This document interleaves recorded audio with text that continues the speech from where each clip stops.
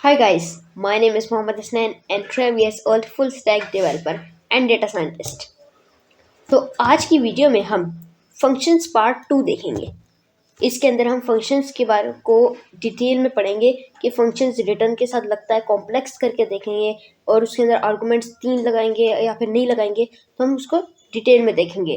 पहले हमने सारा उसका सिंटैक्स और उसके बेसिक्स वगैरह सारे समझे, लेकिन अब हम उसको थोड़ा सा कॉम्प्लेक्स और डिटेल में समझेंगे।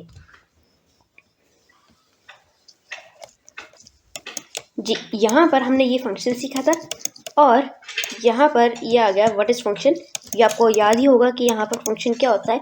याद रखना हर बार कि आपको किसी को भी बताना हो कि फंक्शन क्या होता है तो फंक्शन एक ब्लॉक ऑफ कोड होता है। एक कोड होता है लेकिन ब्लॉक के अंदर होता है वो, जो कि जब भी कॉल होता है जब भी रन होता है जब आप उसे कॉल करते हैं।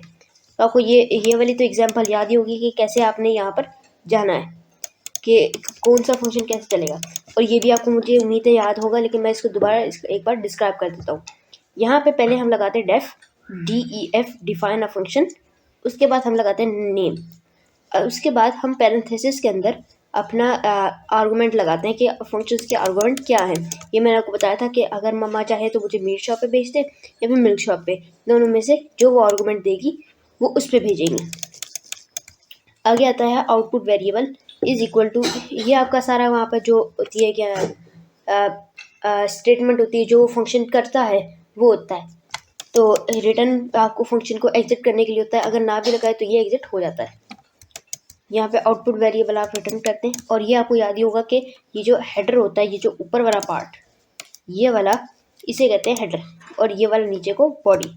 अच्छा, इसमें एक नई चीज़ है कि मैं आपके लिए यहाँ पर एक टेबल बनाया है जी। यहाँ पर देखें explanation in a function in Python a function is defined to use the def keyword. जैसे आपको मैंने बताया कि यहाँ पर डेफ लगता है इस पाइथन को डिफाइन अ फंक्शन, पाइथन के फंक्शन को डिफाइन करने के लिए। तो यहाँ पे वैसे दो चीज़ होती हैं, एक क्रिएट अ फंक्शन, एक रनिंग, कॉलिंग, एग्जीक्यूशन। ये तीनों एक ही होती है, आप कुछ भी कह सकते हैं इनमें से। वैसे तो ज़्यादातर पाइथन इसको ज़्यादातर डेवलपर्स जो है वो जो पाइथन सीखते हैं वो ज़्यादातर पाइथन वाले जिन्होंने पाइथन बनाई है वो इस सारे को कॉलिंग कहते हैं, तो हम भी इसे कॉलिंग ही कहेंगे। अच्छा, यहाँ पर अगला है हमारा विद नो आर्गुमेंट्स। सबसे पहले हम एक काम करते हैं, यहाँ पर अपना कोड एडिटर खोल लेते हैं गूगल।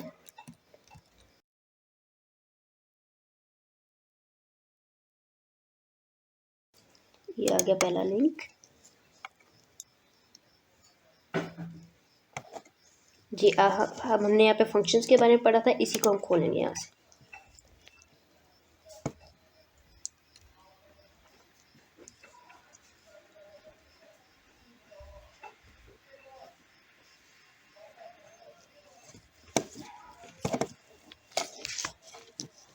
जी, यहाँ पर अब हमने, आपको याद ही होगा, यहाँ पर अब हमने दो फंक्शंस बनाए थे ये वाले। तो अब हम यहाँ पर एक नया फंक्शन बनाएंगे, नीचे कोड सेल इंसर्ट कर लेते हैं ऐसे। और अब चलते हैं अब हम यहाँ पर। अच्छा, अब यहाँ पर आता है विद नो आर्गूमेंट्स, मतलब कि जो हमने पैरेंथेसिस डाली थी यहाँ पर, इसके अंदर कुछ नहीं लिखना हमने, आर्गूमेंट कोई नहीं देना हमने, तो ये भी चलेगा। अब हम यहाँ पे यूज़ करते हैं, जैसे मैंने यहाँ पर एक एग्जाम्पल लिखा है, इसको बल्कि लिखेंगे हम यहाँ पर डेफ हसनैन एज पैरेंथेसिस। अब हमने यहाँ पर कुछ नहीं देना, अब हम डाल देते हैं कॉलन इंटर। उसके बाद अब हम यहाँ पे प्रिंट करने सिंपली प्रिंट आई एम।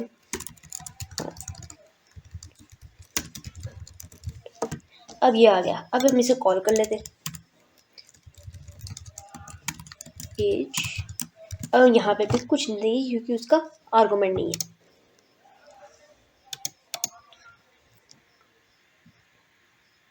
अब देखिए यहाँ पे ये कनेक्ट करना शुरू कर दिया, अब ये कनेक्ट कर देगा आपको,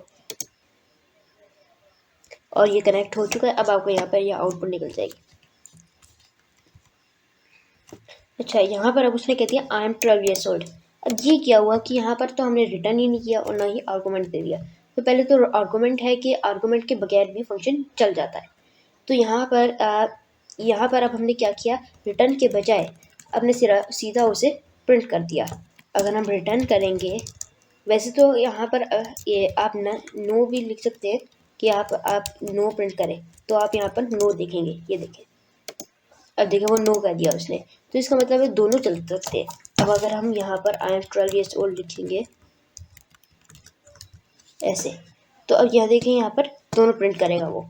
यहाँ पे अगर हम इसको हटाना चाहें तो इसको भी हटा सकते हैं, या फिर अगर हम इसको इसमें लगाएं, अब देखें यहाँ पर वो दो चीज़ें देगा, एक आई एम 12 years old और प्रिंट का, मतलब कि अब यहाँ पर वो रिटर्न भी करेगा और प्रिंट भी कर रहा है। तो आप इस तरह भी कर सकते हैं कि रिटर्न ना लगाए जब भी चलेगा, ये दोनों चीज़ें, इसमें दो चीज़ें, आप रिटर्न ना भी लगाए जब भी चलेगा, रिटर्न लगाएंगे। तो अब हमने यहाँ पर विद नो आर्गूमेंट्स देख लिया। अब हम चलते हैं विद वन आर्गूमेंट के साथ। अब यहाँ पे चलते हैं, नया कोड सेल इंसर्ट करते हैं, डेफ यहाँ पे किड्स एजेस, यहाँ पे अब हम आर्गूमेंट एक लगाएंगे सिर्फ, फुल नेम कॉलन। अब हम यहाँ पे दोबारा प्रिंट करेंगे, जैसे कि मैंने यहाँ पर इसके अंदर किया है। यहाँ पर हमने रिटर्न नहीं लगाया, फुल नेम प्लस अमीन। अब हम इसे चलाते हैं। अब सॉरी मैंने कॉल नहीं किया इसे, किड्स एजेस, यहाँ पे जैसे लिख देता हूँ ताहा। अब देखिए उसने आपको ताहा अमीन लिख के दे दिया। आप यहाँ पे स्पेस डालें, उसके बाद चलाएं तो वो आपको देगा। तो आप इस तरह एक आर्गूमेंट से भी कर सकते हैं बिना रिटर्न के। रिटर्न ज़रूरी नहीं है कि आप रिटर्न ही लगाएं, आप उसकी जगह प्रिंट स्टेटमेंट भी यूज़ कर सकते हैं। तो यहाँ पर हमने इसके अंदर एक आर्गूमेंट के साथ ट्राई किया। आगे चलते हैं, आगे आता है विद टू आर्गूमेंट्स। इसी तरह यहाँ पर अब हम इसको एक नया कोड सेल जनरेट करते हैं, दोबारा डेफ किड्स एजेस, बल्कि इसका नाम दूसरा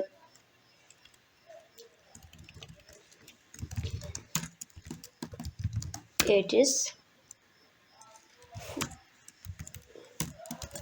फुल नेम फर्स्ट,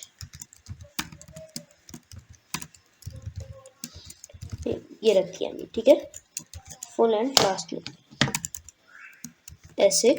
अब हम यहाँ पर चलते हैं, एक ये ब्रैकेट्स लगाते हैं। अब हम यहाँ पे दो इनपुट्स देंगे, मतलब दो आर्गुमेंट्स देंगे, फर्स्ट नेम लास्ट नेम।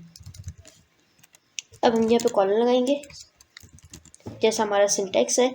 उसके बाद हम यहाँ पर अपनी बॉडी डिफाइन करेंगे। अब हमने यहाँ पर फिर टू आर्गुमेंट्स दे रखा है। अब हमने यहाँ पे क्या किया है, जो स्पेस डालिए, देखें यहाँ पे चलते हैं, print F name plus L name last name. So इसको कॉल कर लेते हैं, kids ages first last name. या आप यहाँ से इसको, ये गूगल कोलैब आपको ये सजेस्ट करता है, तो आप उसको लगा दें।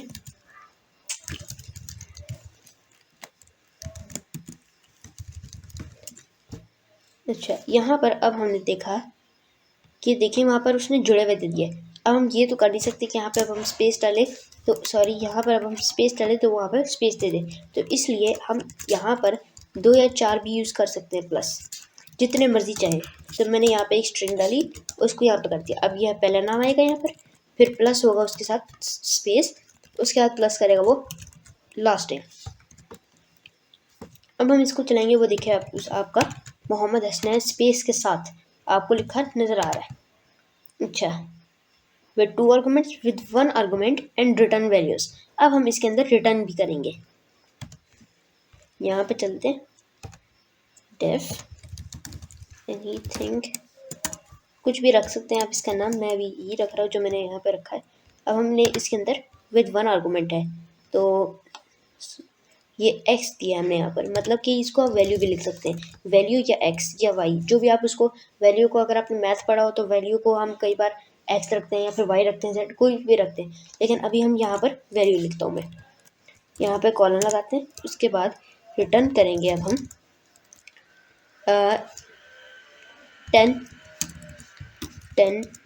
Multiplied by x value.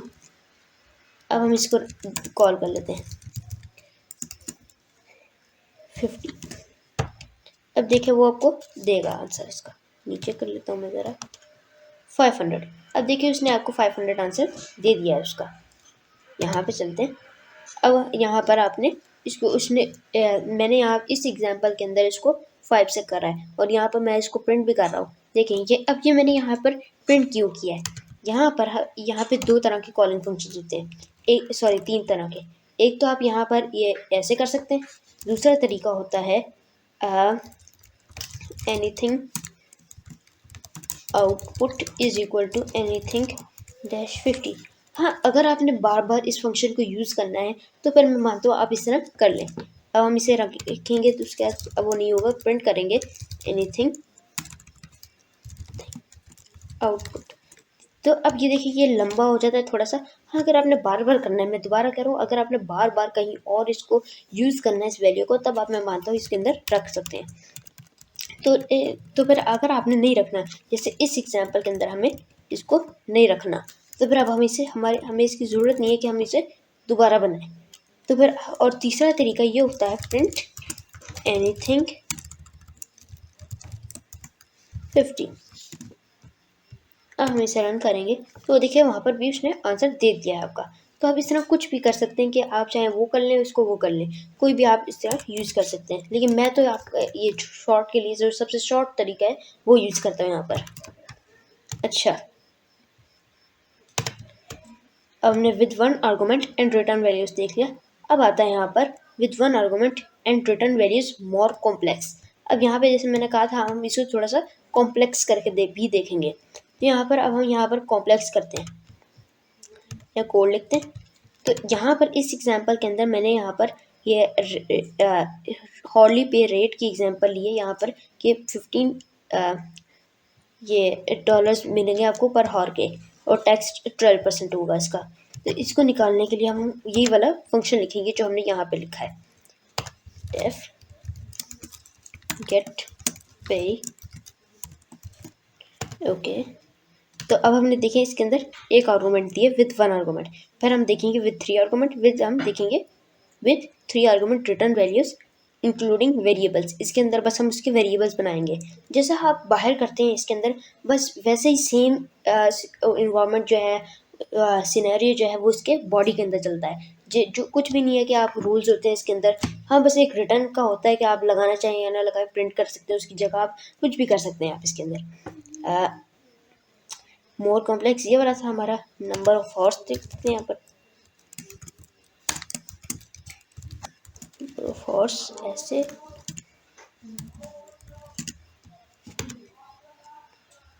अब यहाँ पर अब हम देखें यहाँ पर रिटर्न कर रहे हैं, मैं इसे सारा जूम कर देता हूँ। अब देखिए यहाँ पर अब हमने इसको रिटर्न किया है, नंबर ऑफ हॉर्स को मल्टीप्लाई किया 15 से, क्योंकि ये उसका रेट था। उसके बाद हमने उसको टेक्स्ट को निकालने के लिए उसके परसेंट निकाल दिए यहाँ पर, और अब हमने उसको 15 से मल्टीप्लाई करके उसका मेन रेट निकाल लिया। अब यही काम अब हम इसके अंदर भी करेंगे वेरिएबल्स के साथ, मैं आपको करके दिखाऊंगा। और रिटर्न नंबर ऑफ हॉर्स, अब हम यहाँ पर प्रिंट भी यूज़ कर सकते हैं, मैं आपको दिखाता हूँ, 1 मिनट। हॉर्स मल्टीप्लाइड बाई, क्योंकि हमारा रेट क्या था 15, तो अब हम यहाँ पे 15 लिखेंगे, और जो परसेंट थी वो हमारी वो थी 12%, तो हम यहाँ पे 12 लिख दिया है। 1 के अंदर से 0.12, तो 12% यह आ जाएगी। अब हम इसे कॉल कर लेते हैं, गेट पे ऐसे। यहाँ पे चलिए लिख देते हैं 8। यहाँ पे अब देखिए वो 105.6 जो कि उसका आंसर बनता है, वो उसने आपको निकाल के दे दिया है कि आपको इतने पैसे मिलेंगे। यहाँ पर अब हमने आपको यहाँ पे आपने with 1 argument and return values more complex वाला आपने देख लिया है। अब चलते हैं with 3 arguments and return values. अब हम यहाँ पर बस हमने क्या किया, यहाँ पर अब हमने पहले नेम और नंबर ऑफ हॉर्स लिखे थे जो कि हमने ऊपर भी लिखे हैं। तो अब हमने यहाँ पर हॉर्ली वेज और टैक्स ब्रैकेट, मतलब कि टैक्स जितना कटेगा वो आप यहाँ पे लिख दोगे, और यहाँ पे हॉर्ली वेज के कितने घंटे के आपको पैसे मिल रहे हैं। अब हम इसी फंक्शन को एडिट करेंगे, बल्कि एक नया बना लेते हैं। यहाँ पे डेफ गेट पे नंबर हॉर्स, ये आ गया कॉलन। एक बार मैं पूरा कर लेते हैं इसके। अब हम यहाँ पे डालते हैं हॉर्ली वेज,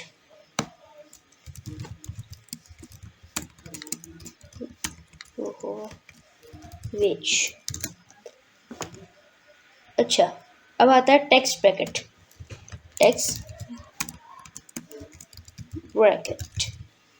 अब हम टेक्स्ट मतलब कि टेक्स्ट यहाँ पे जो कटेगा इसके अंदर, यहाँ पर अब हम आगे लिखते हैं। अब हम रिटर्न करेंगे नंबर ऑफ हॉर्स, फिर हॉर्ली, उसके बाद टेक्स्ट ब्रैकेट कर देंगे उसके अंदर, जैसे हमने सेम यहाँ पे रिटर्न के अंदर number of horse multiplied by 15, बस 15 की जगह आ जाएगा ये वाला, 12.12 की जगह आ जाएगा ये वाला। बस हम दोबारा करते हैं return number of horse multiplied by, और यहाँ पर अब हम लिखेंगे मल्टीप्लाइड बाई, यहाँ पर जैसे हमने लिखा था 1 माइनस 0.12 लिखा था, बस इसकी जगह यहाँ पर ये वाला आ जाएगा text bracket 1 minus text bracket. यहाँ पर अब हमने ये लिख दिया। अब बस यहाँ पर देखते हैं, यहाँ पर अब बस हमने ये चेंज किया है। ये इसके अंदर मैं आपको दोबारा बताता हूँ, यहाँ पर कि हॉर्ली वाला ये हमने यहाँ पर एक और इनपुट लगाया, ये हॉर्ली वे। यहाँ पर अब हमने और 0.12 जो हमारी परसेंट बनती थी वो हमने टेक्स्ट ब्रैकेट के अंदर लगा दी। यहाँ पे चलते हैं और गेट पे ऑफ, यहाँ पे 80 लिखेंगे हम ताकि सेम आए, 15 और 0.12। अब हम इसे चलाते हैं तो यहाँ पर अब देखिए सेम आंसर दिया, बस क्या हुआ कि इनपुट्स चेंज हो गए। अगर मैं यहाँ पर इसको बड़ा कर देते हैं, 30 कर देते हैं, हम चाहते हैं तो इसका मतलब है 211.2 जो उसका आंसर निकला वो उसने दिया। बस हमने क्या किया, अब हमें जो कोड के अंदर जो यूज़र को जाना पड़ेगा बार बार, तो हमने इसको यहीं पे ऑप्शन दे दी, तो ये आपको काफ़ी काम आएगा। अच्छा, अगला आता है हमारा, ये वाला हमने कर लिया है। अगला है हमारा last, with 3 arguments in return values including variables. अब हम यहाँ चाहते हैं इसी को कॉपी करेंगे। जो आपने कोड लिखा होता है और उसको आपने अगर मॉडिफाइड करना हुआ तो आप कॉपी कर सकते हैं इसके अंदर। यहाँ पर अब देखें, हमने सिर्फ पे प्रीटेक्स नंबर ऑफ हॉर्स और ये और हमने यहाँ पे बनाया पे आफ्टर टैक्स। बस हमने क्या किया, ये वाला जो सेक्शन है इसको एक वेरिएबल में डाला और निकाल लिया।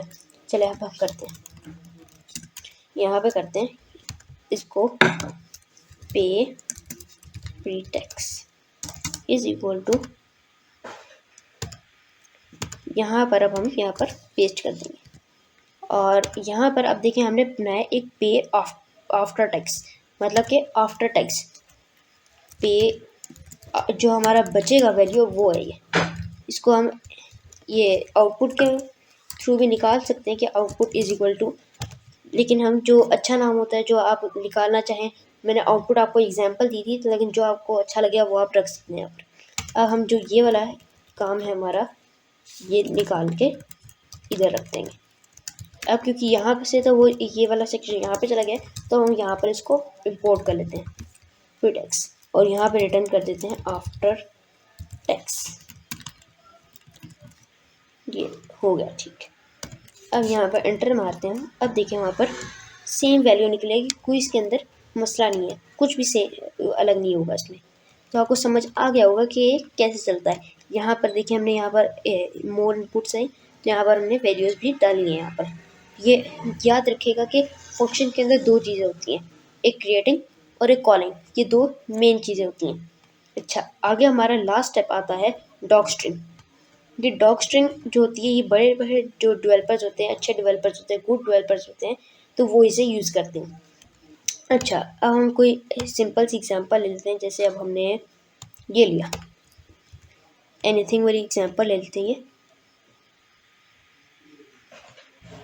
यहाँ पर अब हम डाल देते हैं इसको कोड पेस्ट। अब यहाँ पर अब हमने एनीथिंग लगाया, तो ये एनीथिंग का फंक्शन है। अब हम यहाँ पे डॉक स्ट्रिंग लगाते हैं। डॉक स्ट्रिंग होती क्या है? A doc string is a triple quoted string में विच में स्पैन मल्टीपल लाइन्स। जी, यहाँ पर वो कहता है कि डॉक स्ट्रिंग जो होती है वो 3 कोटेड होती है।